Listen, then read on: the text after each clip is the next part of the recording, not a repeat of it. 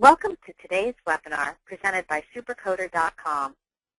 Supercoder.com is an online coding solution offering Part A and B coding reference tools, resources, and not more than 30 specialty coding and compliance newsletters from the Coding Institute in one site. I hope you enjoy this short session. What I want to talk about first is some people misunderstand supervision requirements for diagnostic testing.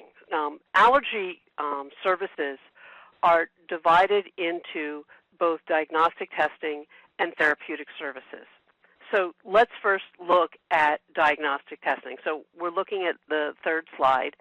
And diagnostic testing supervision requirements, although it's similar to Incident to services that we deal with all the time in our offices, it is a little different.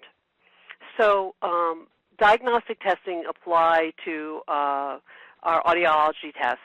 It applies to our allergy tests, and it applies to our vestibular function tests. So today we're mostly concerned about our allergy testing, which are codes 95004 through 95065. So that's what we're talking about. But no, what you're learning here also applies to audiological testing and vestibular testing because it applies to all diagnostic testing.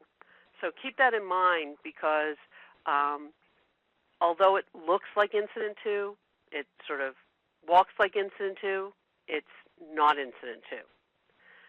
So Incident 2 guidelines require direct supervision, which means the physician has to be physically present in the office, although not present in the examining room. Diagnostic testing supervision can actually require any one of three levels of supervision, one of which being general, which means, I'll get into it, direct, which we just described, or personal. General is what everyone wishes Incident 2 would allow, which means it's done under the physician's overall direction and control, but the physician does not have to physically be there. That's, back in the 80s and early 90s, doctors used to think, oh, I can have my staff doing work as long as I'm available by phone. That's not true for Incident 2. But there are procedures out there, I'm not saying allergy procedures, but there are procedures, diagnostic procedures, which fall under the general rule, and those are actually procedures where non-physicians can perform these diagnostic procedures, and the physician only has to be available. The physician is doing overall direction. So understand that that's a general. And in the Medicare fee schedule, it has to say that general supervision is what is required for that diagnostic test. I'm not saying that applies to allergy. Direct is the same as what we have for Incident 2, and that means the physician has to be present in the office suite, immediately available to furnish assistance and direction, although the performance of the throughout the performance of the procedure. They don't have to be present in the room, okay?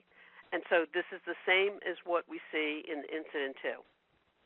And then personal is the physician actually has to be present in the exam room with the non-physician personnel doing the diagnostic testing.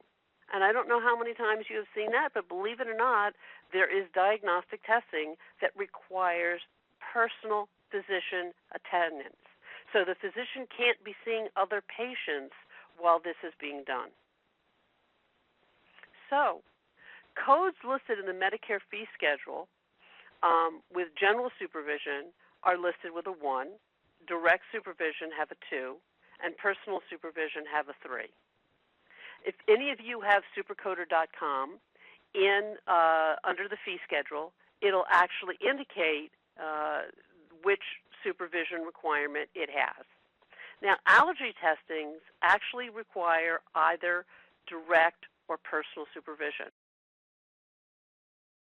Supercoder is the fastest growing online reference tool with more than 25,000 subscribers. Call 866-228-9252 to get a free product demo or sign up at supercoder.com for a 7-day free trial.